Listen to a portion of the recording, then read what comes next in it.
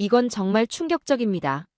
베이징 명문대 여학생이 세계 여행 중 발견한 놀라운 진실에 중국 전역이 발칵 뒤집혔습니다. 한국 문화가 세계를 정복하고 있다.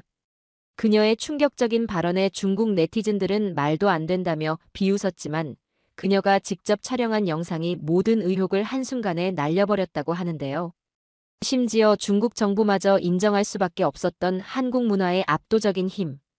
도대체 무슨 일이 일어난 걸까요? 충격적인 이야기 지금 시작합니다. 딱 1초만요.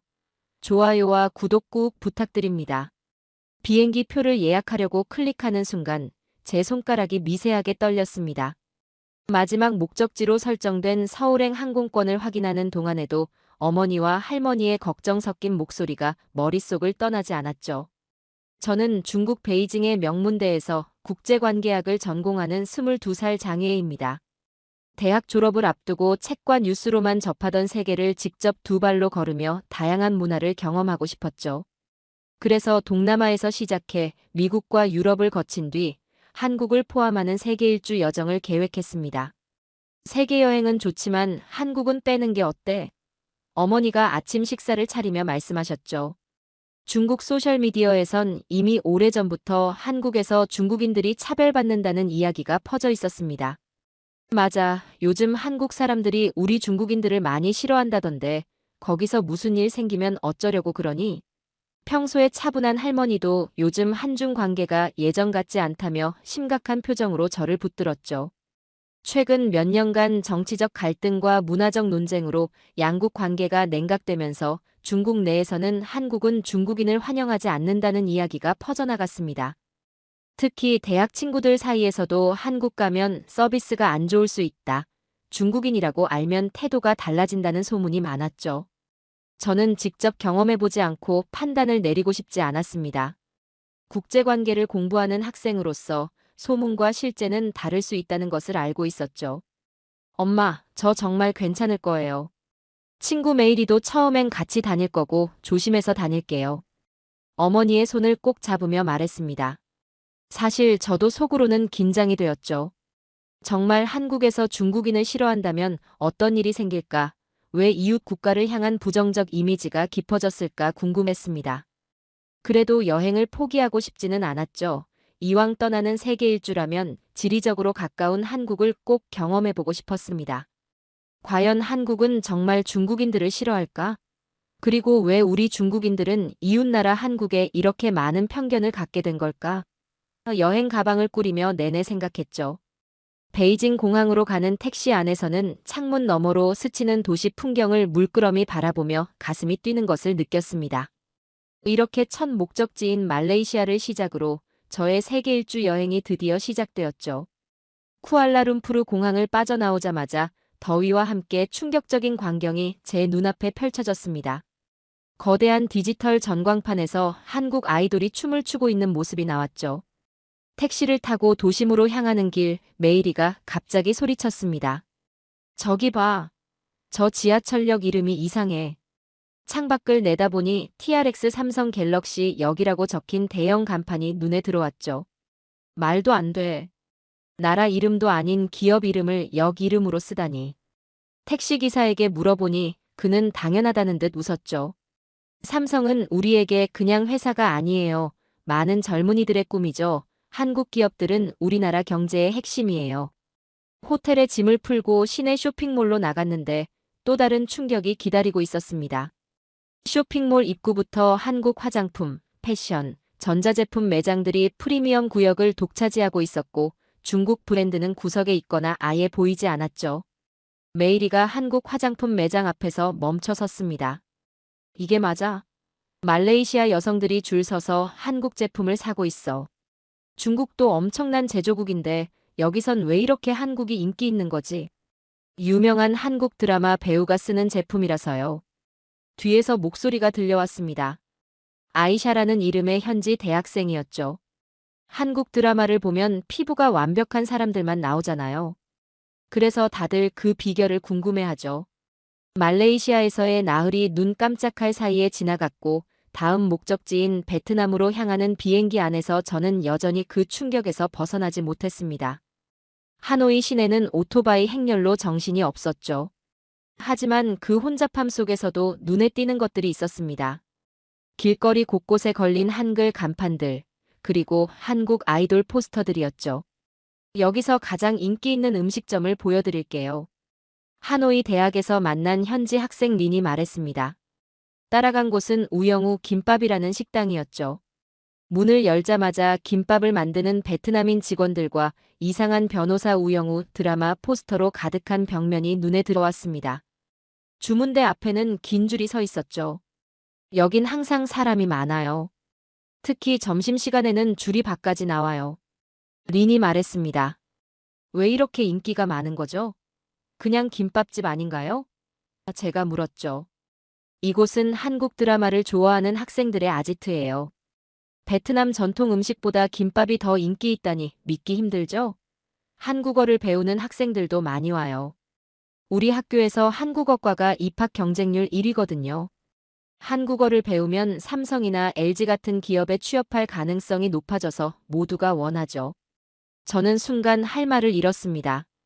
중국어는 인기 없나요? 중국 기업들도 많잖아요. 리는 솔직하게 대답했습니다. 물론 중국어도 배우긴 해요.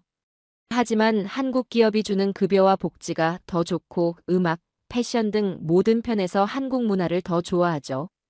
동남아를 여행하며 저는 충격과 혼란, 그리고 부러움이 뒤섞인 감정을 느꼈습니다. 한 가지 확실한 것은 한국이라는 나라가 제가 생각했던 것보다 훨씬 더 강력한 문화 강국이라는 사실이었죠. 베트남에서의 마지막 밤, 호텔 옥상 바에서 현지 대학생들과 모임을 가졌습니다. 베트남어, 중국어, 영어가 섞인 웃음소리가 밤하늘에 퍼졌죠. 솔직히 물어봐도 될까요? 제가 용기를 내어 질문했죠. 왜 중국 문화보다 한국 문화를 더 좋아하는 것 같나요? 중국도 오랜 역사와 아름다운 문화를 가진 나라인데 말이죠. 잠시 어색한 침묵이 흘렀지만 영문학을 전공하는 베트남 학생 타나폰이 솔직하게 대답해 주었습니다. 사실 중국 영화나 드라마도 좋아하는 사람들이 있어요. 하지만 한국 콘텐츠는 글로벌 트렌드를 더 잘 반영하는 것 같아요. 중국 콘텐츠는 국내용 이미지가 너무 강하다고 느껴져요. 그런데 요새 중국 정부가 한류를 견제한다는 이야기를 들었어요. 한한령이라고 들어보셨나요? 중국에서 한국 문화 콘텐츠를 규제하는 정책이요. 그 말에 저와 메이리는 서로를 바라봤어요. 물론 알고 있었지만 외국인의 입에서 그 말이 나오니 더 충격적이었죠. 사실 그런 통제가 오히려 더 호기심을 불러일으키기도 해요. 금지된 것에 대한 욕망이라고 할까요? 저희 베트남 친구 중에도 중국에 있는 친구들이 다른 비밀 경로를 통해서 한국 드라마를 몰래 보는 이야기를 들었어요. 대화가 깊어질수록 저는 중국인으로서의 자부심과 한류의 영향력 사이에서 복잡한 감정을 느꼈죠. 메이리는 점점 불편해하는 듯 했습니다. 하지만 중국 문화도 수천 년의 역사와 깊이가 있잖아요. 메이리가 약간 방어적인 어조로 말했습니다. 타나폰이 부드럽게 미소 지으며 이야기했죠. 한국은 전통과 현대를 조화시키는데 10년 전만 해도 이런 말은 없었는데 세상이 빠르게 변하고 있네요. 베트남에서의 마지막 밤이 깊어갈수록 제 마음속에는 의문이 커져갔어요. 정말 중국과 한국의 문화적 영향력이 이렇게 다른 건가? 왜 우리 중국은 문화 수출에서 한국만큼 성공하지 못했을까? 호텔로 돌아오는 길 메이리가 침묵을 깼습니다. 너무 신경 쓰지 말자. 그들이 뭐라 하든 중국은 여전히 강대국이야. 나도 알지만 오늘 대화는 많은 생각을 하게 만들긴 해. 문화의 힘이란 게 단순히 국가의 크기나 경제력만으로 결정되는 게 아닌가 봐. 방 안에 누워 천장을 바라보며 저는 동남아시아 여행에서 본 것들을 곱씹어 보았죠. 한국이라는 작은 나라가 어떻게 이런 문화적 영향력을 가질 수 있게 되었는지, 그리고 그것이 제가 지금까지 알고 있던 세계관에 어떤 변화를 가져왔는지 생각했습니다. 내일은 미국으로 향하는 비행기를 탈 예정입니다.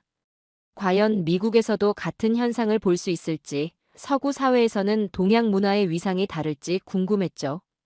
다음 날 뉴욕 JFK 공항에 발을 내딛는 순간 동남아시아의 습한 공기와는 완전히 다른 분위기가 저를 맞이했습니다. 높은 천장, 서둘러 움직이는 사람들, 그리고 여러 언어가 뒤섞인 소음이 공항을 가득 채웠죠. 미국, 세계의 중심이라 불리는 이곳에서도 한류의 흔적을 발견할 수 있을지 궁금했습니다. 멀리서 친척 오빠 리나오가 손을 흔들었습니다. 오빠는 8년 전 유학차 미국에 온 뒤 뉴욕 대학 근처에서 중식당을 운영하고 있었죠. 반가운 포옹을 나눈 후 우리는 맨해튼으로 향하는 택시에 올랐습니다. 어때? 동남아시아 여행은 재미있었어? 리나오 오빠가 물었습니다. 놀라운 경험이었어요. 특히 한국 문화의 영향력이 상상 이상이더라고요. 오빠, 미국 대학에 한국어 수강생이 많다는 얘기가 사실인가요? 리나오는 고개를 끄덕였습니다. 맞아, 요즘 브라운대, 콜럼비아대 등 명문대에서 한국어 수업이 인기를 끌고 있어. 몇몇 대학은 한국어 교수가 부족해서 추가 채용을 하고 있다는 소식도 들었지. 저는 그 말이 사실인지 확인하고 싶었습니다. 다음 날 리나오의 식당 일을 도와주기로 약속한 후 저는 근처 콜럼비아 대학교 캠퍼스를 방문했죠. 도서관으로 향하던 중 한국어 초급반 포스터가 게시판에 붙어 있는 것을 발견했습니다. 놀랍게도 수강 정원 초과 대기자 명단 작성 중이라는 문구가 눈에 띄었죠. 근처 대형 서점에 들어가자 더 놀라운 광경이 펼쳐졌습니다. 언어 학습 코너에 한국어 교재가 영어, 스페인어, 프랑스어 다음으로 많은 자리를 차지하고 있었습니다. 그 옆에는 K-팝 한류 특별 코너가 마련되어 있었고 BTS 관련 서적과 오징어 게임 굿즈들이 진열되어 있었죠. 리나오의 식당으로 돌아왔을 때 생각보다 많은 손님들이 줄을 서 있었습니다. 주방을 도와주며 리나오와 이야기를 나눴죠. 손님이 많네요. 오빠 식당이 유명한가 봐요. 리나오가 웃으며 대답했습니다. 사실 최근에 중국 요리보다 한국 요리를 찾는 손님들이 많아져서 메뉴에 불고기와 김치를 추가했어. 특히 K-팝이나 한국 드라마 팬들이 종종 와서 근처에 한식당은 어디 있냐고 물어보기도 하지. 그 말을 듣고 기분이 묘했습니다. 미국에서까지 중국 음식보다 한국 음식을 선호한다니. 중국인으로서 자존심이 상하기도 했지만 한편으로는 궁금증이 커졌죠. 왜 그런가요? 미국은 중국 이민자가 더 많고 차이나타운도 한인타운보다 크잖아요. 리나오는 식당 창밖을 바라보며 생각에 잠겼습니다. 한국이 문화산업에 국가적 투자를 많이 했다는 얘기를 들었어. 엔터테인먼트, 영화, 음악, 게임 세계 시장을 겨냥해서 말이야. 반면 우리 중국은 통제가 심하지. 서로 알고 있는 현실에 대해 침묵했습니다. 중국의 콘텐츠 검열과 통제가 글로벌 시장 진출에 어떤 영향을 미쳤는지 우리는 굳이 말로 표현하지 않아도 알고 있었죠. 그날 저녁 리나오의 식당에서 일을 마치고 주방 직원들과 함께 식사를 했습니다. 대부분 중국계 이민자들이었지만 한 명의 한국계 미국인도 있었죠. 요즘 뉴욕대 한국어반이 중국어반보다 인기 있다면서요? 제가 한국계 직원 민재에게 물었습니다.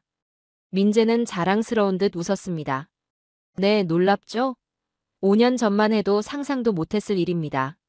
제 사촌은 한국어 과외로 학비를 다 벌고 있어요. 시간당 $50를 받는데도 학생이 너무 많아서 감당이 안 된대요. 식사를 마치고 리나오의 아파트로 돌아오는 길, 뉴욕의 화려한 밤거리를 걸으며 생각에 잠겼습니다. 자국 문화의 자부심이 강한 미국에서조차 한국어 학습 붐이 일어나고 있다는 사실이 놀라웠습니다. 뉴욕의 화려한 네온사인 아래서도 K-푸드, K-콘텐츠를 즐기는 사람들이 늘어나고 있었죠. 한류는 단순한 유행이 아닌 더 체계적인 무언가처럼 느껴졌죠. 창밖으로 보이는 뉴욕의 밤하늘을 바라보며 다음 여행지인 유럽에서는 또 어떤 모습을 볼 수 있을지 기대가 되었습니다. 첫 유럽 여행지인 파리 드골 공항에 내리자 광장에 울려 퍼지는 다국어 안내방송 중에 익숙한 억양이 들렸죠. 처음에는 착각인 줄 알았지만 분명히 한국어였습니다. 유럽의 중심부 프랑스에서 한국어 안내방송이라니 저 포함해서 다른 여행객들도 놀란 표정이었죠. 프랑스어, 영어, 독일어, 중국어에 이어 한국어네요.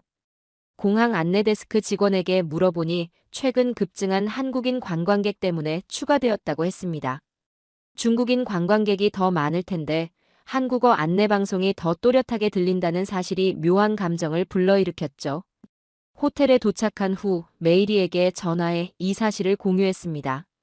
메이리가 인터넷으로 찾아본 결과 프랑스 대학들도 한국어학과가 늘고 있다는 기사를 발견하고 알려주었죠.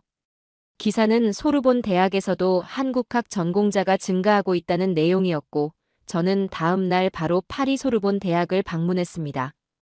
요즘 한국학이 인기가 많나요? 지나가는 학생에게 물었습니다. 네, 특히 최근 2년 동안 폭발적으로 늘었어요.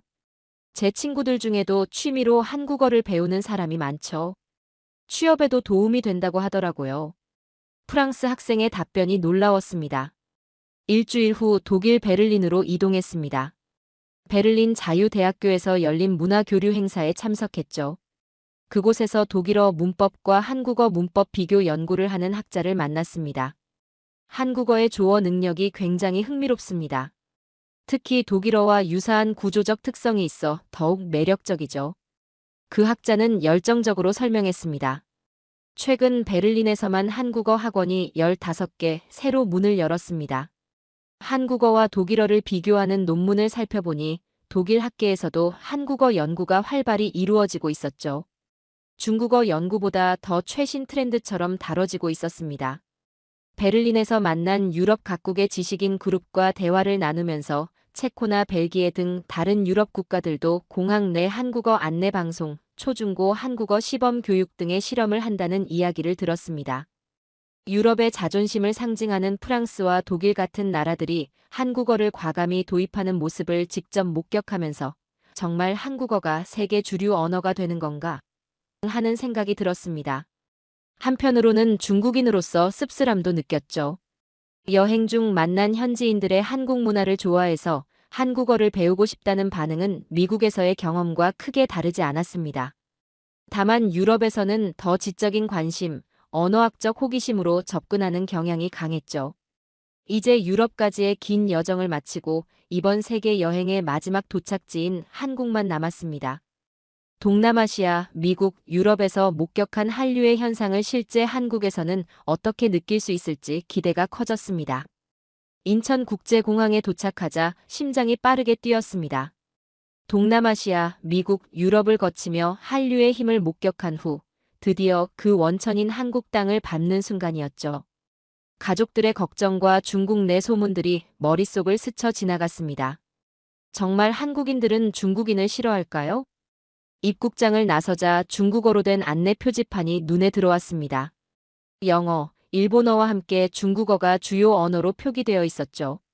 한국인들이 중국인을 환영하지 않는다는 인상과는 달리 적어도 공식적으로는 친절한 접근이 느껴졌습니다. 위에 이쪽이야. 한국에 있는 중국계 기업에서 근무하는 지인 천밍이 손을 흔들었습니다. 대학 시절 교환학생으로 만난 천밍은 졸업 후 한국 회사에 취직해 5년째 서울에서 살고 있었죠. 천밍, 너무 오랜만이다. 한국 생활은 어때? 정말 중국인에게 불친절하다는 소문이 사실이야? 택시에 오르며 물었습니다. 천밍은 웃으며 고개를 저었습니다. 그런 편견이 있긴 하지만 실제로는 전혀 그렇지 않아. 물론 일부 불편한 경험도 있었지만 대부분의 한국인들은 매우 친절하고 예의 바르게 대해줬어. 택시가 서울 도심으로 향하는 동안 창밖으로 펼쳐진 한국의 풍경을 구경했습니다. 높은 빌딩들과 세련된 디자인의 건물들, 그리고 거리 곳곳에 설치된 디지털 광고판이 인상적이었죠. 호텔에 짐을 풀고 나서 갑자기 가방에 넣어둔 지갑이 보이지 않는 것을 발견했습니다. 당황한 마음으로 공항에 전화를 걸었습니다. 혹시 중국 여권을 소지한 여성의 지갑이 분실물 센터에 들어왔나요? 놀랍게도 불과 몇 분 후 공항 측에서 제 지갑을 찾았다는 연락이 왔습니다. 네, 고객님의 지갑 여기 있네요. 택시 내부에서 발견되어 기사님께서 가져다 주셨습니다. 중국에서 들었던 한국은 중국인을 싫어한다는 말이 무색하게 느껴졌고 한국인의 친절함과 정직함에 감동했죠. 다음 날 천민과 함께 명동 거리를 걸었습니다. 수많은 외국인 관광객이 한국 브랜드 매장 앞에 줄을 서 있었고 그 중에는 중국인 관광객도 상당수 있었죠. 여기 매장들은 중국인 고객을 특별히 중요하게 생각해서 대부분 중국어가 가능한 직원을 고용하고 있어. 천민이 설명했습니다. 점심으로 한국 식당에 들어갔을 때도 반갑게 맞아주었습니다. 오히려 중국인이라고 하자 주인 아주머니가 더 많은 반찬을 내어주며 중국에서 오셨어요? 멀리서 오셨네요 라며 환대해 주었죠. 그날 저녁 한국 대학생들과의 교류 모임에 참석했습니다. 처음에는 약간 긴장했지만 한국 학생들은 제가 중국에서 왔다는 사실에 오히려 더 많은 관심을 보였죠. 중국의 어느 지역에서 오셨어요? 중국 대학 생활은 어떤가요? 등 친근한 질문들이 이어졌습니다. 모임 후 SNS를 둘러보던 중 중국 네티즌들이 한국을 부러워하는 글을 발견했습니다. 이 작은 나라가 전 세계를 뒤흔드는 문화 강국이 됐다는 댓글이 수만 개의 공감을 받고 있었죠.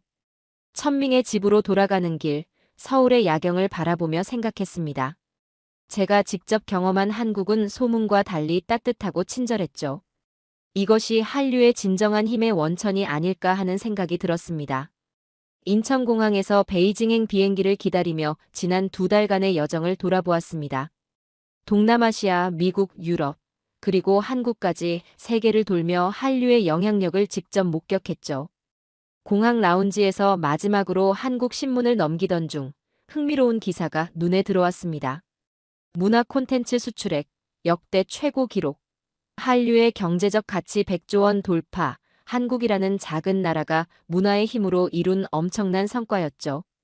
그 기사를 읽으며 저는 이번 여행이 단순한 세계 일주가 아닌 문화의 힘에 대한 깊은 이해를 얻는 여정이었음을 깨달았습니다. 베이징에 도착하자 공항에는 어머니와 할머니가 기다리고 있었죠. 집으로 돌아가는 차 안에서 할머니가 물었습니다. 위에야, 정말 한국이 중국인을 싫어한다는 건 사실이 아니었니? 네, 할머니 제가 직접 경험해보니 오히려 환영하는 분위기였어요. 물론 모든 사람이 다 그렇진 않겠지만 제가 중국인이라고 불친절하게 대한 적은 없었죠. 어머니도 궁금한 듯 물었습니다. 그럼 정말 어느 나라를 가든 한류가 있다는 소문은 어땠어? 정말 어디를 가든 한류를 쉽게 접할 수 있었어요. 말레이시아 지하철역은 삼성 갤럭시 이름을 쓰고 베트남은 한국어를 배워야 취업이 잘 된다고 했죠. 미국 대학에서는 한국어 수업이 인기였고 프랑스와 독일에서는 공항에서 한글 안내 방송이 나올 정도였다니까요. 다음 날 친구들과 만나 여행 이야기를 나누었습니다. 메이리는 제가 들려주는 한국 이야기에 진지하게 귀를 기울였죠. 솔직히 한국에 대해 어떻게 생각해? 그런 작은 나라가 어떻게 그런 문화적 영향력을 가질 수 있는 거지? 잠시 생각한 후 대답했습니다. 내가 온라인에서 발견한 백범 김구라는 인물의 글이 있어. 오직 한없이 가지고 싶은 것은 문화의 힘이다. 문화의 힘은 우리 자신을 행복하게 하고 나아가서 남에게 행복을 주기 때문이다. 친구들이 의아해하는 표정을 지었고 저는 좀 더 자세하게 설명해 주었죠. 이 여행을 통해 깨달은 건 정치나 경제적 힘도 중요하지만 문화가 사람들의 마음을 움직이는 진짜 열쇠라는 거야. 한국은 그 점을 일찍 깨닫고 문화산업에 투자했고 우리도 충분히 배울 점이 있다고 생각해. 그렇게 여행의 여운을 곱씹으며 대학으로 돌아왔고 마지막 학기가 시작되었습니다. 국제관계학 수업에서 교수님이 소프트 파워에 대해 설명할 때 저는 직접 경험한 한류의 사례를 발표했죠. 발표가 끝난 후 교수님은 놀란 표정으로 물었습니다. 이런 사례들을 어떻게 이렇게 생생하게 알고 있니? 저는 웃으며 대답했죠. 제가 직접 보고 온 것들입니다. 그리고 이번 학기에 부전공으로 한국어를 배우기로 했습니다. 교실에 놀라움의 웅성거림이 퍼졌습니다. 중국 최고 대학의 우수 학생이 한국어를 배우겠다고 선언한 건 예상 밖이었겠죠. 하지만 저에게는 확신이 있었습니다. 그날 저녁 기숙사 창밖을 바라보며 여행을 돌아보았습니다. 직접 보고 경험한 것들은 제 인생의 방향을 바꿔놓았습니다. 문화의 힘이 국경을 넘어 사람들의 마음을 움직이는 모습을 직접 목격했으니까요. 언젠가 나도 한국어로 우리 문화를 세계에 알릴 수 있을까? 그 질문은 어느새 새로운 목표가 되어 제 마음속에 깊이 자리 잡았죠. 문화의 힘을 이해하고 나누는 일, 그것이 제가 이번 여행에서 얻은 가장 값진 깨달음이었습니다. 자, 오늘의 이야기는 여기까지입니다. 오늘은 한류가 단순한 유행이 아니라 국경을 초월하는 문화의 힘이라는 걸 다시 한번 확인한 시간이었습니다. 한국은 이제 작은 나라가 아니라 세계인의 마음을 사로잡는 문화 강국으로 우뚝 섰으며 동남아시아를 넘어 미국과 유럽까지 그 영향력을 계속 확장하고 있습니다. 진정한 힘은 국가의 크기가 아니라 사람들의 마음을 움직이는 문화에서 나온다는 걸 다시금 깨닫게 됩니다. 오늘도 끝까지 함께 해주셔서 감사합니다. 재미있게 보셨다면 구독과 좋아요로 응원해주세요. 다음에도 따뜻한 이야기로 찾아뵙겠습니다. 감사합니다.